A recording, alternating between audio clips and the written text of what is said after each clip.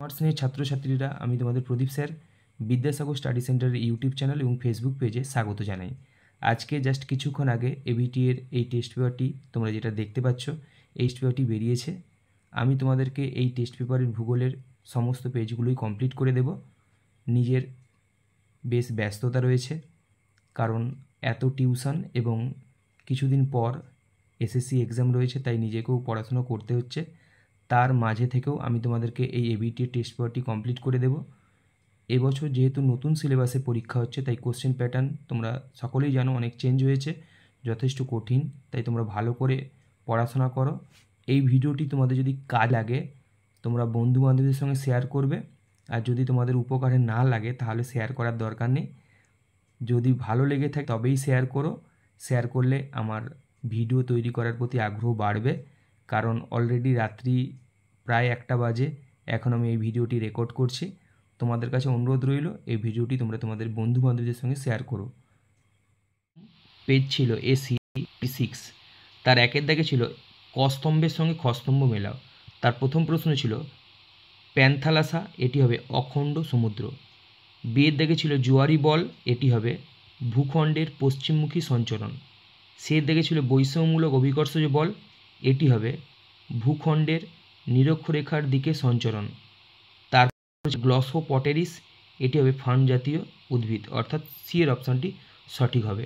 এরপর দেখো রয়েছে কোন উপযুগে আটলান্টিক মহাসাগরের উৎপত্তি হয়, এটা হবে জুরাসিক। তারপর দেখো সি এর দাগে রয়েছে ধীর প্রবাহী পুঞ্জক্ষয় প্রক্রিয়া হলো মৃত্তিকা বিসর্পণ, অর্থাৎ বি এর অপশানটি সঠিক।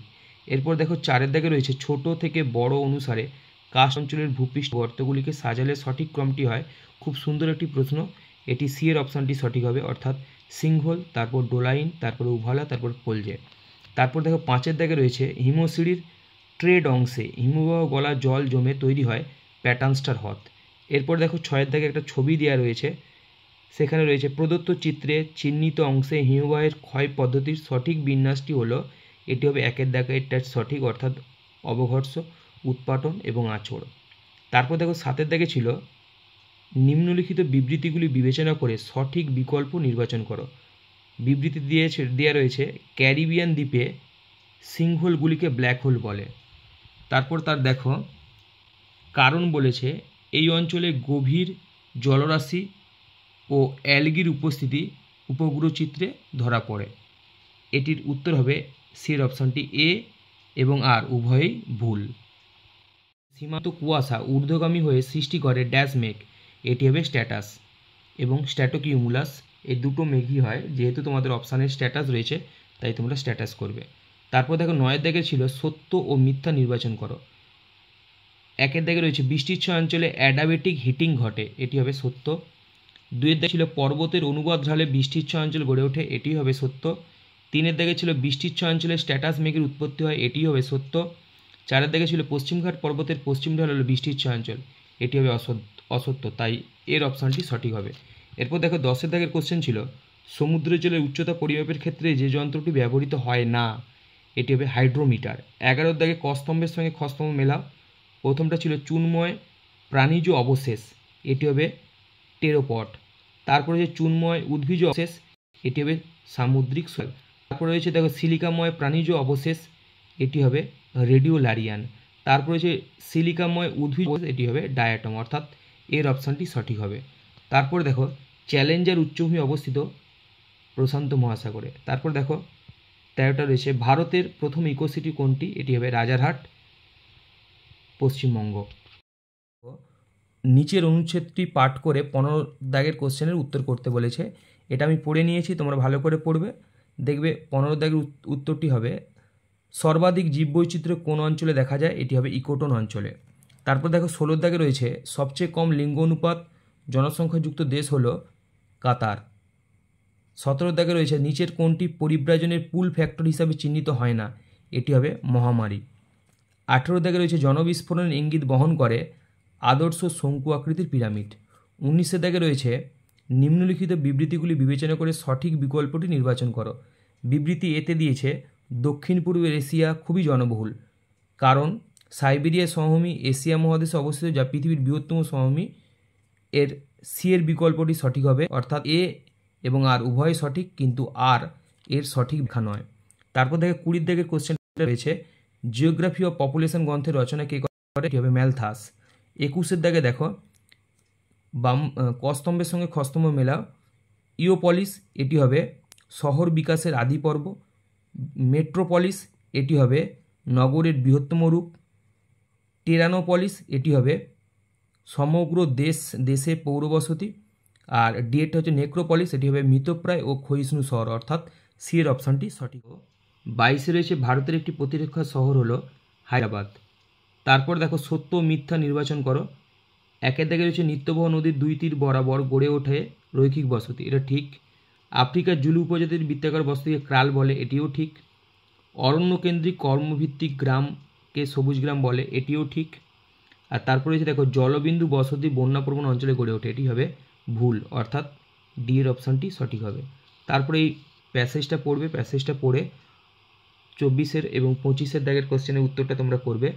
আমি প্যাসেজটা পড়েছি, দেখো। হ্যামলেট জনবসতিগুলি সম্পর্কে যে বিষয়টি সঠিক নয়, এটি হবে যোগাযোগ ব্যবস্থা উন্নত।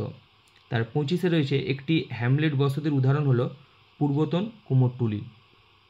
এরপর দেখো 26 দাগে রয়েছে বর্তমানে ভারতে সর্বনিম্ন জনসংখ্যার বৃদ্ধি ঘটেছে নাগাল্যান্ডে। এরপরে কস্তম্ভের সঙ্গে খস্তম্ভ মেলাও, এটি আমি করে রেখেছি। এর অপশানটি ছিল রিভার লিফট প্রজেক্ট, এটি হবে 3-এরটা। বি রয়েছে অটল ভূজল যোজনা, এটি হবে 2-এরটা। 3-এরটা রয়েছে KL রাও প্রজেক্ট, এটি হবে 1-এরটা। আর ডি এর অপশানটি হবে তোমার 4-এর অপশানটি, অর্থাৎ এই ডি এর অপশানটি সঠিক। এরপরে দেখো তামিলনাড়ুর নেভেলা ড্যাশ কয়লার জন্য বিখ্যাত, এটি হবে লিগনাইট কয়লার জন্য বিখ্যাত। এরপর দেখো 29 দাগের কোশ্চেনটা ছিল ভারতের শস্য সমন্বয় অঞ্চলের সংখ্যা হলো, এর উত্তর এক্স্যাক্টলি হবে 11টি, তাই তোমরা 10 বা 12 করতে পারো। তারপর রয়েছে দেখো সত্য মিথ্যা নির্বাচন করো। দেখো প্রথমটা দিয়েছে ভারতের অন্তর্দেশীয় জলপথের প্রধান কার্যালয় নয়ডা, এটি সঠিক। তারপর রয়েছে উত্তর পূর্ব সীমান্তের প্রধান দপ্তর মালিগাঁও, এটিও সঠিক। তারপর রয়েছে ভারতের ডাক ব্যবস্থার লোগোতে নীল সাদা রং ব্যবহার করা, এটা ভুল। তারপর রয়েছে দেখো মুম্বাই থেকে এলিফ্যান্টা রজ্জুপথে যুক্ত, এটির পরিকল্পনা গ্রহণ করা হয়েছে, তাই এটি সঠিক। তাই তোমরা উত্তরটা করবে সি এর অপশানটি। তারপরে দেখো এখানে একটা ভারতের ম্যাপ আঁকা রয়েছে এবং সেখানে চিহ্নিত করা রয়েছে, এই চিহ্নিত স্থানটি কি, এটা তোমাদেরকে লিখতে হবে। বয়লাডিলা লৌহ আকরিক খনি, অর্থাৎ বি এর অপশানটি সঠিক। এরপর দেখো 32-টা রয়েছে নিচের বিবৃতিগুলি সঠিক বিকল্পটি নির্বাচন করো। এতে দিয়েছে ভারতের বাণিজ্য নগরী হলো মুম্বাই, কারণ মুম্বাই বন্দর আমদানি ও রপ্তানিতে প্রথম। এর উত্তরটি হবে এর অপশানটি সঠিক হবে। এ এবং আর উভয় সঠিক, এবং আর হলো সঠিক ব্যাখ্যা।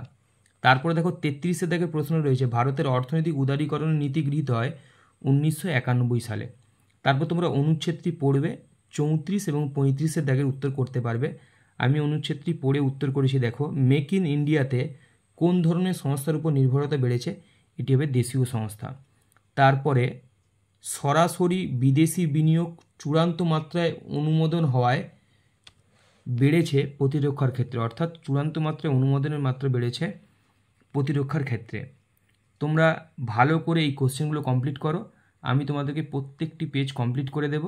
তোমাদের যদি উপকারে এই ভিডিওটি লেগে থাকে তাহলে তোমাদেরকে অনুরোধ করছি তোমরা ভিডিওটি বন্ধুবান্ধবদের সঙ্গে শেয়ার করো, যাতে আমার এই ভিডিও তৈরি করা সার্থক হয়, তাহলে আমি নতুন ভিডিও করতে অনেক উৎসাহিত হব। সকলে ভালো থেকো, ভালো করে পড়াশোনা করো। তোমরা কোশ্চেনের প্যাটার্ন দেখে বুঝতেই পেরেছো যথেষ্ট কোশ্চেন কঠিন, তাই ভালো করে প্র্যাকটিস না করলে ভালো রেজাল্ট কিন্তু অসম্ভব। সকলে ভালো থেকো।